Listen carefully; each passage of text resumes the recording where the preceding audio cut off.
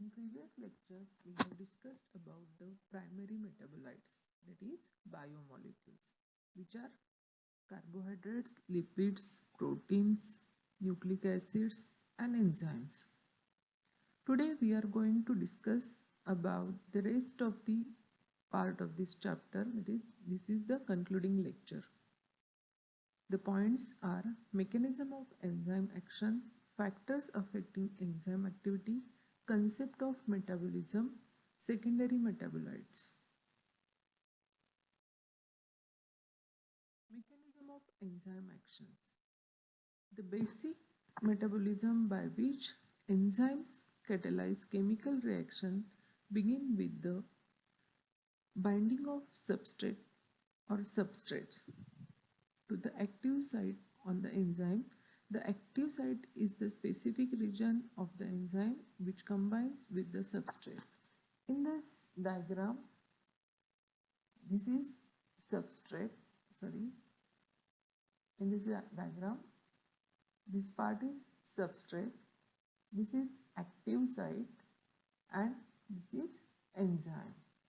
The binding of the substrate to the enzyme causes changes in the distribution of electrons in the chemical bond of the substrate and ultimately causes the reaction and lead to the formation of products. This is the formation of product. The products are released from the enzyme surface to regenerate the enzyme for another reaction cycle. There are two modes to explain the mechanism of forming enzyme substrate complex as described below. So this diagram shows mechanism of enzyme. Mechanism of enzymes. First model to explain is lock and key model. In the lock and key model of enzyme action, the active site has a rigid shape. Only substrates with the matching shape can fit. The substrate is a key that fits the lock of the active site. This is active site and this is the substrate. Only substrate with the matching shape. Here it forms on this side forms a somewhat cone shape and this is cone shape. So it fits in these active sites. So the substrate is a key that fits the lock. Substrate is a key that fits the lock of the active site. So this is lock and key model. So this is the another figure showing lock and key model. The specific action of an enzyme with a single substrate can be explained using a lock and key analogy first postulated in 1894 by Emil Fischer. In this analogy, the lock is the enzyme and the key is the substrate. This enzyme and this is substrate and these are active sites. Sucrose is the substrate. Only the correctly sized key means substrate fits into the key hole, that is active site. This is key hole, that is active site of the lock, means these enzymes. Means only the correctly sized. Correctly sized means these are the holes. This is the active site and correctly sized key, that is substrate. This notch fits into this and these are fitted into these holes. So correctly sized key fits into key hole to form enzyme substrate complex. This is enzyme and these are glucose plus fructose molecules. These are the product of this lock and key model. In this is another diagram showing lock and key analogy. Key, that is substrate, it fits into this hole. The perfect shape fits into this hole only. Imperfect, incorrect substrate do not fits into this hole. That's why no reaction takes place. If the incorrect substrate insert in this hole, it cannot fits into this hole. That's why no reaction takes place. This diagram also shows key and lock model. Perfect shape fits into this lock, then only this lock open. This substrate, the perfect shape insert into this lock, then only enzyme substrate complex form. So this is all about lock and key analogy. The next or second model is induced fit model. In this model, the induced model states that the substrate binds to the active site and induces or causes a changes in shape of the active site so that it is a complementary fit. This model explains why some enzymes can act on more than one substrate. So this is enzyme. The shape of enzyme is different, or this is substrate 1, substrate 2, substrate 3. It fits into this enzyme, but the shape of enzyme get changed. Here this enzyme is somewhat W shape, but when substrate fits into this, the shape of enzyme gets changed and formation of two different products. The active site of enzyme return to the inactive state after the products are released. When products are released, the active site of the enzyme returns into this previous shape. Products are released and now can react with more substrate, or get ready to react with more substrate. So Koshland in 1959 proposed the induced fit theory, which states that approach of a substrate induce a conformational change in the enzyme. It is the more acceptable model to understand mode of action of enzyme. Unlike the lock and key model, the induced fit model shows that enzymes are rather flexible structure in which the active site continually reshaped by its interactions with the substrate until the time the substrate is completely bound to it. So this is all about induced fit model. The next point, which is the important point, that is factors affecting enzyme activity. Following factors affect enzyme activity. First, temperature, then enzyme concentration, then pH, effect of pH, then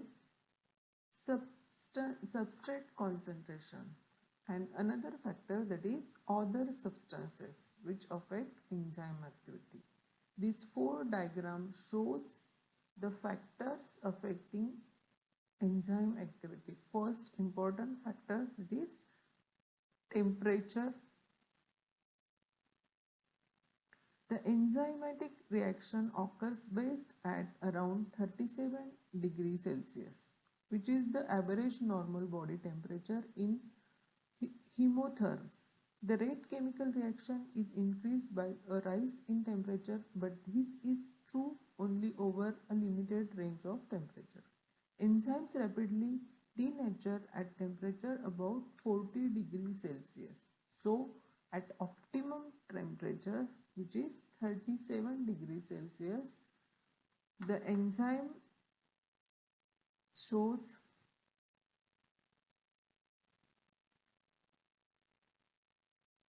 enzymatic actions. The activity of enzyme is reduced at low temperature. The temperature at which the enzyme show maximum activity is called optimum temperature. Means here 37 degrees Celsius is optimum temperature at which it shows enzyme activity, or enzymes get activated on optimum temperature. So this is all about the effect of temperature on enzyme activity. So this graph shows rate of reaction and temperature. Rate of reaction is more at optimum temperature, which is 37 degrees Celsius, and it gets lower down at lower temperature. So this is all about temperature affecting enzyme activity. At high temperature, enzyme get denatured, and at low temperature, enzyme activity reduced at low temperature. So at optimum temperature, enzyme is active, which is 37 degrees Celsius. The next factor, that is pH. Effect of pH on enzymatic activity. This graph shows enzyme pH affecting enzyme activity. This is rate of reaction and this is pH, optimum pH. At optimum pH, enzyme activity is more. Similar to temperature, there is also pH at which an enzyme will catalyze the reaction at the maximum rate. Every enzyme has different optimum pH value. The enzyme cannot perform its function beyond the range of its pH value. So, this is the optimum pH at which enzyme get active. If higher or lower, H ion in acid or OH in alkaline can interfere enzyme structure. So this is all about pH. Like similar to temperature, at optimum pH, enzyme get active or activity shows at optimum pH. Then the next factor, that is enzyme concentration. The rate of an enzyme reaction is directly proportional to the concentration of the substrate. The rate of reaction is also directly proportional to the square root of the concentration of enzyme. It means that the rate of reaction also increases with the increased concentration of enzyme, and the rate of reaction can also decrease by decreasing the concentration of enzyme. If this arrow shows enzyme concentration, or this arrow shows the rate of reaction, by increasing the rate of concentration or enzyme concentration, the activity of that enzyme get increased, and if it get lower down, the activity of the enzyme gets decreased. So increase enzyme concentration is equal to increase rate of reaction, or in decrease enzyme concentration is equal to decrease rate of reaction. If enzyme concentration is increased, the rate of reaction is also increased.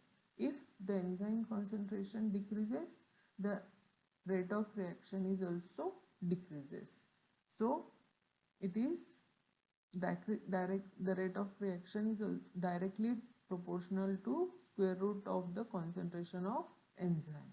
So this is all about enzyme concentration affecting enzyme activity. Then the next, that is substrate concentration or concentration of substrate. Increase in the substrate concentration gradually increases the velocity of enzyme activity within the limited range of substrate level. A rectangular hyperbola is obtained when velocity is plotted against the substrate concentration. three distinct phases A, B and C. If we consider A here, B here and C here of the reaction are observed in the graph, where V is equal to measured velocity, V is equal to maximum velocity and S is equal to substrate concentration. K is equal to Michaelis-Menten constant. So increase in substrate concentration gradually increase in velocity of enzyme activity with the limited range of substrate level. Increase substrate concentration is equal to increase rate of reaction.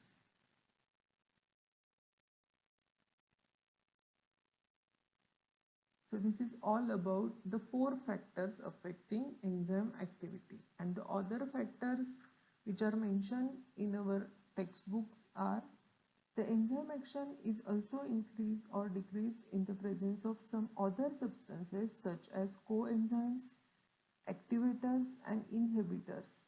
Most of the enzymes are combination of a coenzyme and apoenzymes. Activators are the inorganic substances which increases the enzyme activity. Inhibitor is the substance which reduces enzyme activity. So these are the 5 factors affecting enzyme activity. First, temperature, pH, enzyme concentration, substrate concentration and some other substances which affects the enzyme activity. The next point, that is the concept of metabolism. What is metabolism? Metabolism is the sum of the chemical reaction that takes place within each cell of a living organism and provide energy for vital processes and for synthesizing new organic material. In short, all the chemical reactions taken place inside the living organisms. Metabolic reactions produce different life processes.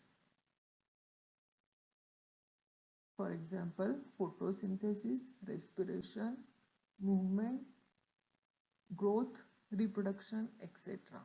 It involves continuous process of breakdown and synthesis of biomolecules through chemical reactions. Each of the metabolic reaction results in transformation of biomolecule. Most of the metabolic reactions do not occur in isolation but are always linked with some other reactions. In living system, cell are work centers where metabolism involves two following types of pathway. This is the metabolism, and two pathways are catabolism pathway and anabolism pathway. These are the two pathways of